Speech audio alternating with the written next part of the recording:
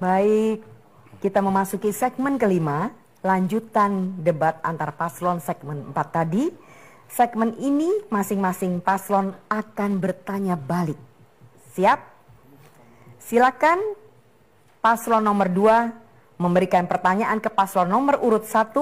Waktu Anda 60 detik. Dimulai dari kata pertama Anda ucapkan. Terima kasih untuk paslon nomor urut 3. 1, Pak. Ke 1, mohon maaf. Nah, ketiga terus kan. Tadi pertanyaan juga salah. Dalam rangka percepatan pembangunan di Kabupaten Musi Utara, tentu tidak terlepas dari perbaikan infrastruktur. Mohon maaf, selama paslon menjabat hampir 5 tahun, itu infrastruktur jalan terutama yang tadi disinggung hampir selesai itu seperti apa? Barangkali kami ingin penyajian berapa kilometer jalan kabupaten yang sudah layak dipakai dan berapa yang belum. Karena semenjak saya keliling kampanye, kami kesusahan, mobil nyangkut, jalan berlumpur. Terima kasih. Baik, silakan untuk menjawabnya waktu Anda 120 detik, paslon nomor urut 1. Terima kasih. Pertanyaan dari paslon nomor 2, masalah percepatan pembangunan dan berkorelasi dengan infrastruktur jalan yang sudah dibuat selama saya menjadi wakil bupati dan saat ini mencalonkan bupati. Kalau dihitung dari angka secara detail itu lebih kurang hampir 200 km dilakukan pembangunan infrastruktur jalan maupun jembatan. Dan kemudian langkah-langkah yang akan dilakukan kalau kami insya Allah terpilih menjadi bupati dan wakil bupati Ustadz Inayatullah dengan anggaran yang sangat ini, yaitu adanya defisit karena pandemik, karena negara kita mengalami defisit anggaran dengan kegiatan ekonomi yang sangat sedikit, maka kami akan melakukan yaitu skala prioritas dalam membangun infrastruktur jalan. Yang kami tahu ada 3 kecamatan yang sangat sulit saat ini, yaitu Ulu Rawas, Rawasilir, dan Nibung. Tentu kami dalam melepretkan anggaran tersebut tepat sasaran dan intervensinya adalah dengan jalan seefisien mungkin dan kuat. Karena jalan, saya pernah mengawasin jalan yaitu dari Lubuk Emas sampai ke Pulau Kidak. Jalan tersebut sampai sekarang belum rusak. Nah, di dalam percepatan pembangunan jalan ini infrastruktur dasar sangat penting. Jadi saya mencalonkan diri ini akan melanjutkan yang belum selesai dikerjakan di periode saya menjadi wakil bupati. Terima kasih. Baik, silakan menanggapi paslon nomor urut 2. Waktu Anda 60 detik, silakan. Ya, kalau kita berbicara itu anggaran dihubungkan dengan pandemi, kita tahu bahwa pandemi ini dimulai dari April tahun lalu. Sementara paslon 01 sudah menjabat dari tahun 2015. Kalau kita bicara APBD, kita tadi, kenapa harus dihubungkan dengan pandemi yang sekarang? Sementara kita tahu bahwa kita ada 7 kecamatan dan hampir jalan-jalan ke kecamatan, bukan jalan-jalan ke desa. Penghubung antar kecamatan itu yang rusak. Terima kasih. Silakan menjawab, silakan sebentar Bapak. Waktu Anda 120 detik. Karena tadi paslon nomor urut 2 menanya bahwa infrastruktur jalan untuk percepatan pembangunan. Berapa banyak yang sudah dibangun, ya lebih kurang hampir 200 km. Kemudian saya juga menjelas, andai kata saya juga terpilih menjadi bupati dan ini merupakan concern kita semua siapapun yang kelak jadi pemimpin karena negara ini mendapat tantangan yang sangat berat yaitu di bidang kesehatan, sosial, ekonomi, dan keuangan. Dan tentu transfer ke daerah akan menjadi kendala. Kenapa? Ekonomi bangsa ini mengalami defisit. Nah, kalau kita berbicara yang saat ini saya sebagai incumbent, udah saya jawab bahwa lebih kurang 200 km. Dan andai kata saya menjadi bupati, maka saya akan concern terhadap anggaran yang ada yang ditransfer. Karena negara kita dalam pandemi COVID dan defisit anggaran tersebut sangat besar. Ruang fiskal kita akan sangat besar di tahun 2021 itu. Dan saat ini Kabupaten Musirawas Utara selama saya menjabat sebagai wakil bupati bersama dengan Pak Sarip Hidayat, saya selalu memberi masukan kepada beliau. Saat ini banyak jalan dibangun dengan sistem rigid beton. Andai kata saya menjadi bupati, saya tidak akan melakukan rigid beton. Untuk daerah tertentu tidak semuanya harus rigid beton. Karena ada beberapa daerah itu sudah sangat kuat karena daerah batuan Kabupaten Musirawas Utara. Dan saya jamin masyarakat Kabupaten Musirawas Utara, jika saya terpilih tidak ada masyarakat jalannya berlumpur walaupun belum bisa diaspal. Karena apa? Kabupaten Musirawas Utara itu punya batuan yang banyak, punya alat berat, kemudian punya truk. Jadi di mana daerah yang tidak bisa dilewatin, ya tinggal kita angkat aja batu dari Kecamatan Rawas Ulu. Dan itu merupakan ketersediaan sumber daya alam yang sangat banyak, dan kapanpun kita mengambilnya, sepanjang kita tetap memperhatikan lingkungan hidupnya. Terima kasih. Terima kasih, kita beri tepuk tangan kepada paslon nomor 1 dan 2 yang sudah bergayung sambut. Baik, ini giliran paslon nomor urut 3 untuk memberikan pertanyaan ke paslon nomor urut 2. Waktu Anda 60 detik. Terima kasih. Untuk nomor 2. Pertanyaan kami adalah bagaimana cara saudara meminimalisir Gini rasio di Kabupaten Musirawas Utara? Silakan. Singkat begitu pertanyaan Bapak? Cukup. Baik, silakan untuk menjawab 120 detik. Ya, silakan diulang lagi Bapak.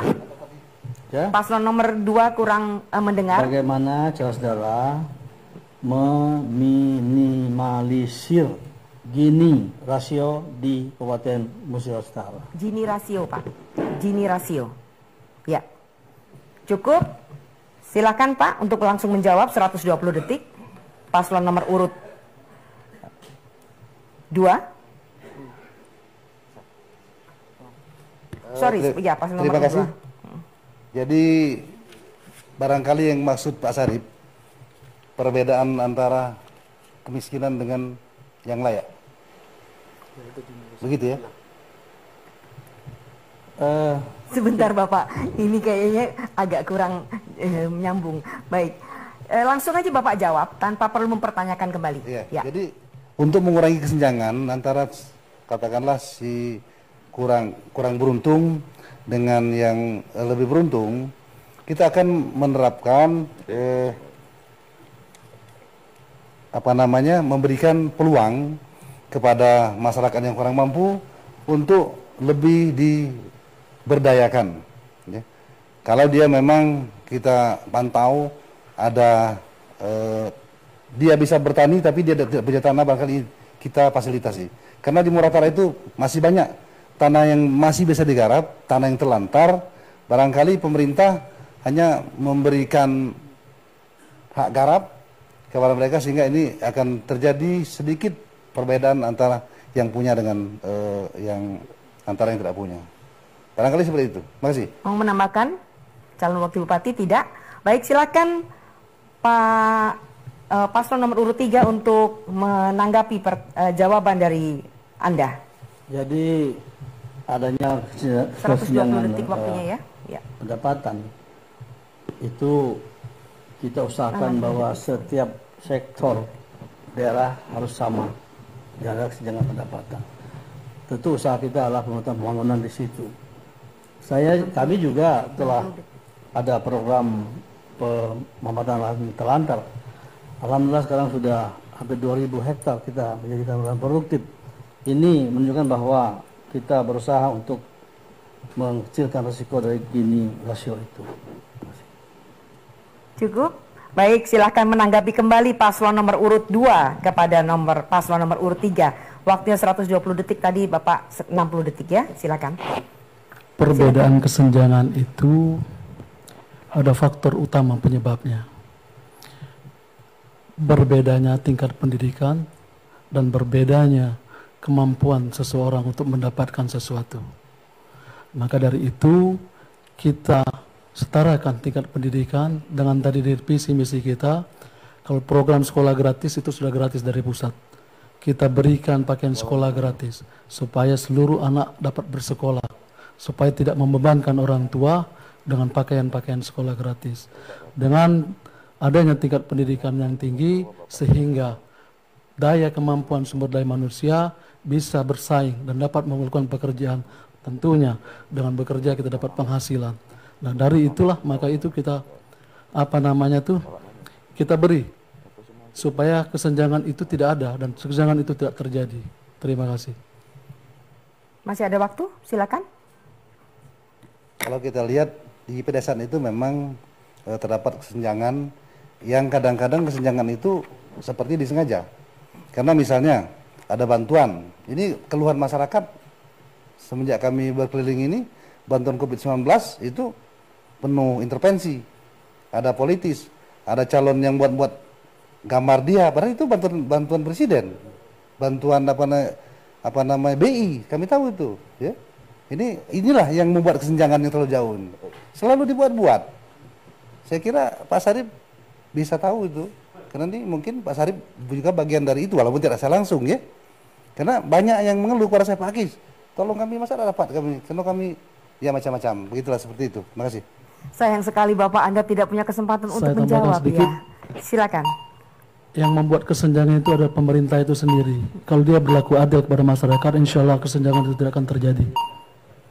Baik, terima kasih untuk paslon nomor 2 dan 3. Anda sudah gayung bersambut, waktunya sudah sama. Dan kita akan melanjutkan ke paslon nomor urut 1, memberikan pertanyaan ke paslon nomor urut 3. Waktu Anda 60 detik, dimulai dari kata pertama Anda ucapkan. Kalau melihat dan mendengar paparan dari paslon nomor urut 3, yaitu kata lanjutkan, dan semakin cerdas semakin makmur. Namun pada kenyataannya Kabupaten Musirawas Utara sekarang, berdasarkan Kepres nomor 63 tahun 2020, ada 3 permasalahan, yaitu tertinggal, termiskin, dan IPM terendah. Karena saya pernah bagian daripada itu bersama Pak calon bupati, saya melihat visi dan misinya tidak banyak berubah. Nah, apakah ini kita akan melanjutkan tetap tertinggal, termiskin, dan ter-IPM rendah dengan kata-kata semakin? Kalau semakin itu buktinya sekarang harusnya sudah bagus. Tapi kata-kata semakin itu dan lanjutkan kayaknya kurang tepat. Mohon kiranya Bapak calon bupati dari nomor urut 3 untuk memaparkan strateginya periode kedua dan berdasarkan KPI dan ukurannya seperti apa. Itu yang kami mau dengar. Baik, terima kasih paslon nomor urut 1. Silakan Anda paslon nomor urut 3 untuk menjawab pertanyaan. Paslon nomor urut 1 waktunya 120 detik. Dimulai dari sekarang. Terima kasih. Pak Depi ini secara de jure, de facto adalah wakil bupati Moratala sekarang. Seperti itu dia lebih mengetahui masalah kondisi yang sebenarnya di Moratala. Sekarang alhamdulillah semakin, berarti sudah ada hasilnya yang pada lalu. Untuk transportasi, sudah 40 jambatan permanen kita bangun. 40 permanen. Kalau jalan kita bangun, rusak lagi kita benar lagi. Rusak, benari lagi, itu tugas pemerintah. Kalau tidak rusak bukan jalan namanya. Silakan masyarakat gunakan jalan. Artinya ekonomi menggeliat.